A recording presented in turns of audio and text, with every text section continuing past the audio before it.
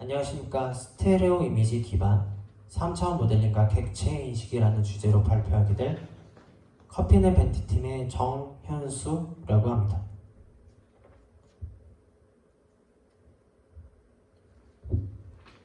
목차 첫 번째로 문제 기술, 주제 소개, 그리고 사용한 기술에 대해서 설명해 드리고 마지막으로 프로젝트의 진행 방향에 대해서 설명하겠습니다.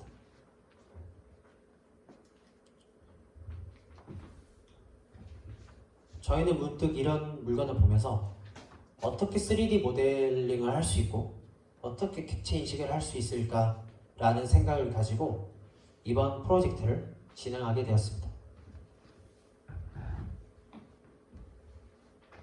혹시 3D 모델을 활용하는 산업이 뭐가 있는지 아십니까? 흔히 알고 계시는 게임과 영화뿐만 아니라 AR, VR, 그리고 3D 프린터 등 다양한 산업이 등장하였습니다. 이 사진을 보시면 3D 그래픽 기술의 수요가 크게 증가한 것을 확인하실 수 있습니다. 이 기술에 관심이 급증하면서 3D 모델을 어떻게 할 수 있을까 찾아보니 오토데스크, 마야, 3D 맥스 등 다양한 툴이 존재했고 사용해보려고 했으나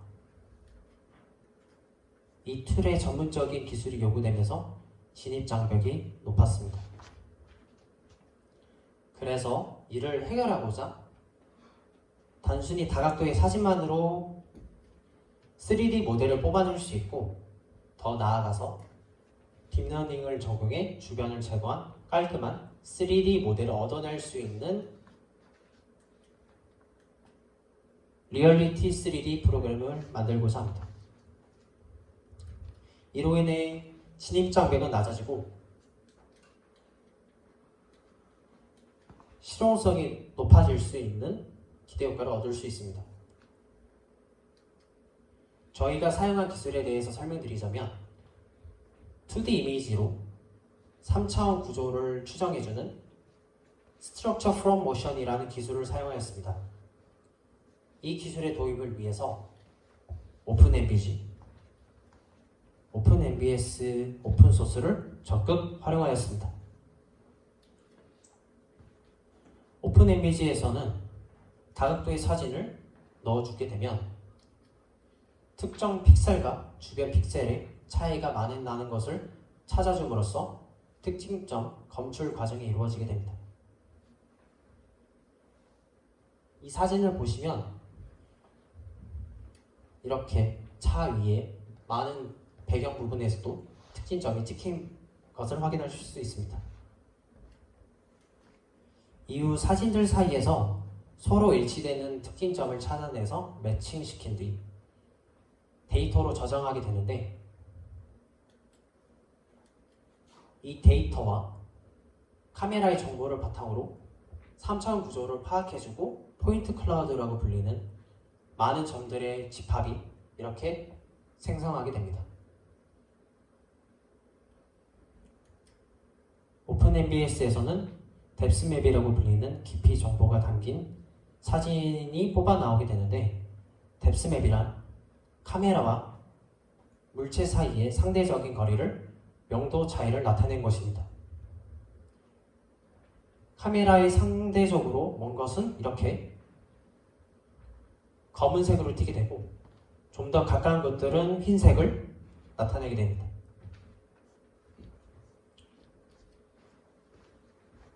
이 뎁스맵을 활용하게 되면 보시는 것과 같이 좀 더 조밀한 포인트 클라우드를 얻어낼 수 있습니다. 이후 메쉬, 텍스처 작업을 통해 3D 모델을 얻어낼 수 있습니다. 얻어낸 결과물로 오브젝트 디텍션을 하려고 하였으나 단순히 객체 인식에 그치지 않고 어떻게 하면 이 기술을 좀 더 효과적으로 활용할 수 있을까라고 생각해 봤는데 오픈MBG와 오픈MBS 사이에서는 사진과 뎁스맵의 정보가 아주 중요한데 객체 인식이라는 기술을 활용해서 해당 객체 외 주변을 덜어내는 사진을 넣어주게 되면 깔끔한 3D 모델을 뽑아낼 수 있을 것 같았습니다. 그리고 마스크 RC에는 딥러닝을 활용해서 차 사진을 학습한 결과 이렇게 보시는 것과 같이 깔끔하게 이 오브젝트 디텍팅을 하게 되고 이후 이미지 세그멘테이션을 통해 마스크를 얻어낼 수 있었습니다.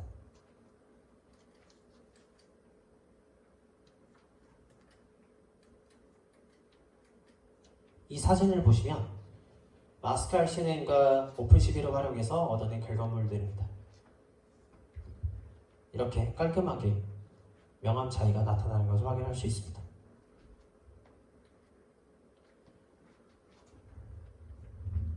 마스크를 도입하지 않았을 때 여기 차들을 보시면 이렇게 해당 객체 외 주변에서도 많은 특징점들이 찍힌 모습을 볼 수 있는데 만약 마스크를 적용하게 되면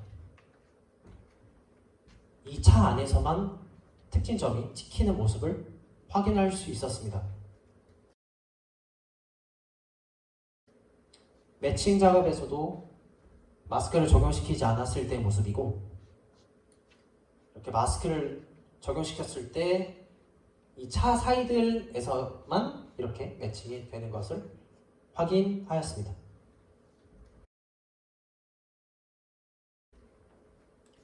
이 뎁스 맵을 마스크를 적용시켜 봤는데 마찬가지로 이 차 사진에서만 이렇게 명도 차이가 나타나는 것을 확인할 수 있었습니다.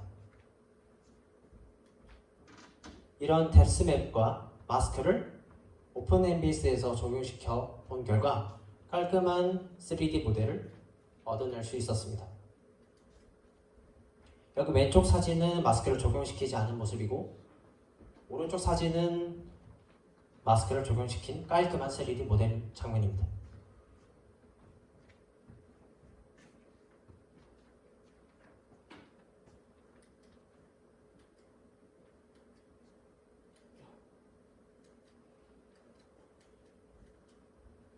이 기술을 적용한 저희 프로그램의 시연 영상을 보여드리도록 하겠습니다.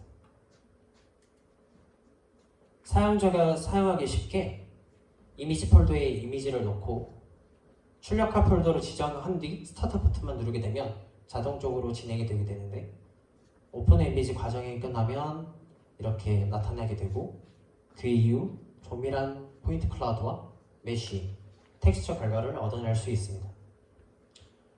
모든 작업이 끝나게 되면 이 QR코드 버튼을 누르게 되면 이렇게 뜨게 되는데 이 QR코드를 모바일로 찍게 되면 웹사이트와 연동이 돼서 그 3D 오브젝트를 확인할 수 있습니다. 저희 프로그램을 돌려서 얻어낸 소울 자동차의 모습입니다.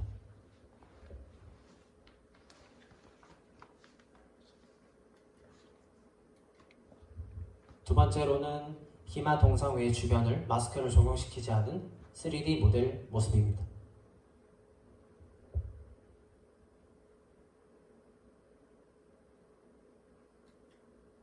마지막으로 밀가루를 마스크를 적용시켜 봤는데 여기 보시는 것 같이 글씨가 설명할 정도로 깔끔하게 이 물체를 뽑아냈습니다.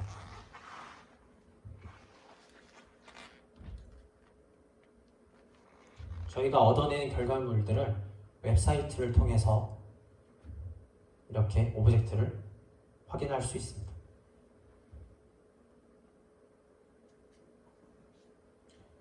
뿐만 아니라 QR코드에서는 이렇게 찍게 되면 모바일로 연동이 되게 되는데 이 모바일에서도 사용자가 쉽게 조작할 수 있습니다.